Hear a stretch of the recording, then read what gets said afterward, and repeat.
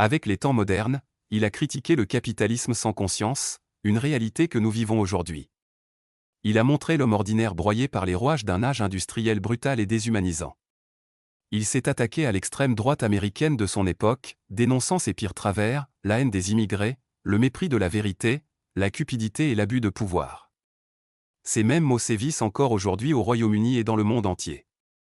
Il est crucial de comprendre que l'impudence n'est pas et ne sera jamais une force. Récemment, Jim Carrey a qualifié Trump de chien enragé, un geste audacieux qui dépasse ses pitreries habituelles. Il ne se contente plus de grimacer, mais livre une critique politique acérée qui laisse même les partisans de Trump perplexes. Son Euroast prend une tournure surréaliste, comparant Trump à la star d'un Truman Show dystopique, peuplé de singes volants et de chapeaux en aluminium. Il a même suggéré que Melania aurait dû inclure enragé sur sa fameuse veste I Really Don't Care, une pique aussi mordante que le spray-tan de Trump. Mais Carrey ne s'arrête pas aux comparaisons animales, il s'attaque aussi au swing de golf du président, suggérant qu'il ne déplace même pas la balle. Quelle que soit son opinion politique, son attaque est féroce et hilarante, laissant peu de doute sur son intention de défier l'autorité de Trump. Alors que ce cirque politique continue, reste à savoir si Trump réagira par un nouveau tweet colérique ou si Carrey le réduira à néant avec une nouvelle satire. Ce duel est loin d'être terminé. Selon Carrey, cette administration est un chien enragé qui renverse tout, une évidence aussi claire que le nez au milieu du visage. Son secret ? Faire les mauvais choix, mais les assumer pleinement. Son film préféré ? Cable Trump is Toast. L'actualité politique est un vrai champ de bataille et Carrey ne se prive pas d'en absorber chaque élément pour mieux l'exploiter. Selon lui, Trump traite l'Amérique comme un jouet personnel, la plongeant dans un chaos qui rappelle une chaussure attaquée par un pitbull. Mais Carrey ne se limite pas aux insultes gratuites, il dénonce un président qui, selon lui, ne se contente pas d'être mauvais, mais qui déborde de mensonges. Ce n'est pas une critique anodine, c'est un véritable brasier.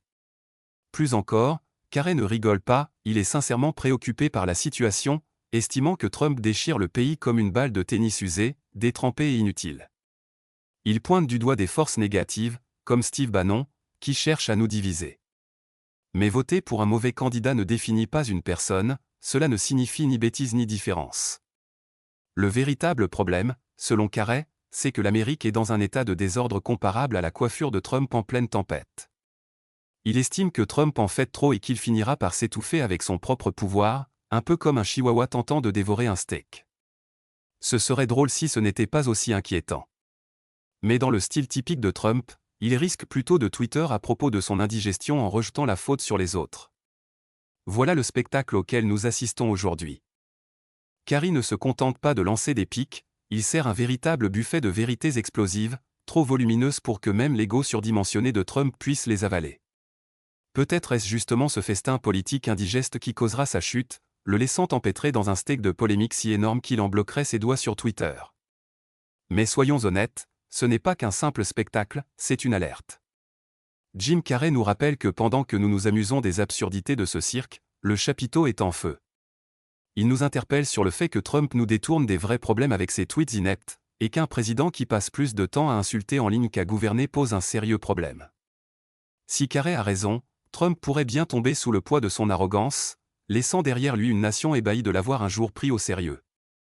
L'histoire ne sera pas clémente avec lui et pourrait bien se contenter de le transformer en un simple mème, entouré de chiens minuscules et de steaks géants.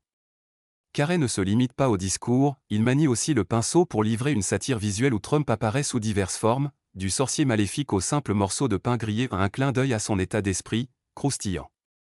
L'un de ses chefs-d'œuvre le montre même entouré de singes volants, fusionnant l'univers du magicien d'Oz et de The Apprentice, mais avec plus de cravates rouges et moins de souliers rubis.